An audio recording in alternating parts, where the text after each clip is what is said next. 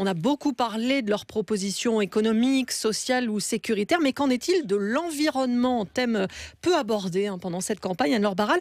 En fait, les deux finalistes n'ont pas vraiment laissé de côté ce sujet. Oui, dès janvier dernier, Marine Le Pen a présenté sa France durable et en février, Emmanuel Macron a dévoilé ses mesures écologiques en répondant aux questions du WWF. Mais on voit bien que ni l'un ni l'autre n'ont le logiciel environnement dans l'unité centrale de leur campagne. Sauf qu'aujourd'hui, ils draguent les électeurs de Mélenchon. Ils ont des positions très différentes sur le nucléaire, par exemple. Oui, celle de Marine Le Pen a bien évolué. En 2011, quelques mois après Fukushima, elle parle d'énergie dangereuse dont il faudra se séparer à terme.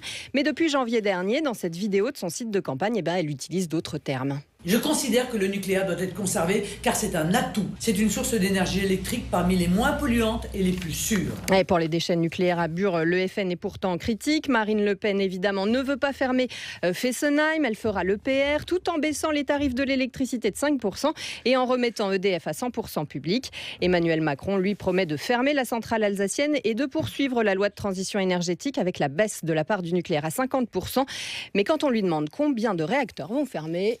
Je ne pourrais véritablement dire quelles sont toutes les conséquences à tirer sur le parc que fin 2018, début 2019. Voilà, Emmanuel Macron, lors de son entretien au WWF en février, attentif aux arguments des entreprises des renouvelables, lui, il veut soutenir ce secteur avec de l'investissement public.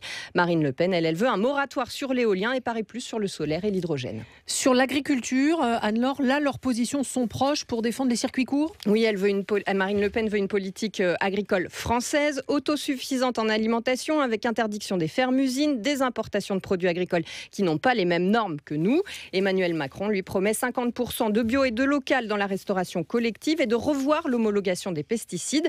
Sur Notre-Dame-des-Landes, on peut dire qu'ils ont la même ambiguïté. Emmanuel Macron dit qu'il fera l'aéroport, mais qu'il donnera sa position au bout de 6 mois de remise à plat du dossier.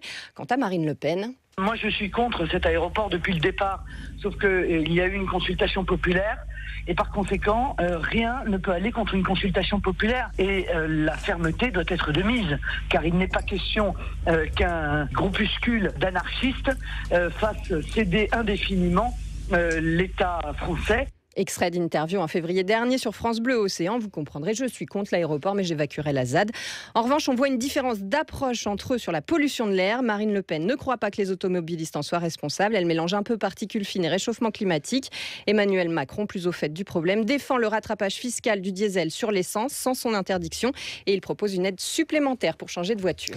Enfin, un sujet sur lequel le Front National capitalise des voix depuis longtemps, le bien-être animal. Oui, avec l'obligation d'étourdir les animaux avant de les tuer et la critique des dérogations parfois pour l'abattage rituel halal et cachère. Mais là aussi, ça manque de cohérence. Les députés européens FN comme Marine Le Pen n'ont pas toujours voté les textes pour limiter par exemple le temps de transport des animaux d'élevage.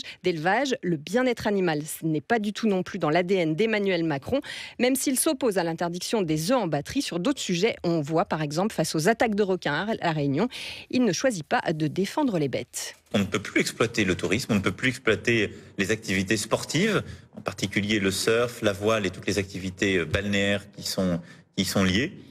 Et à côté de ça, on peut exploiter certaines activités marchandes si on décide de rouvrir cela. Je souhaite donc continuer les prélèvements et rouvrir ce sujet. Plus de 300 requins tués depuis 2011, on va jusqu'où ? C'est pas à moi de le définir. Emmanuel Macron sur le plateau d'Antenne Réunion en mars dernier. Devant la Fédération des chasseurs, il va défendre le droit de respirer pour les chasses traditionnelles, comme celle à la glu. Marine Le Pen, plus maligne, elle a envoyé un de ses conseillers, mais il a promis d'accéder aux mêmes demandes des chasseurs.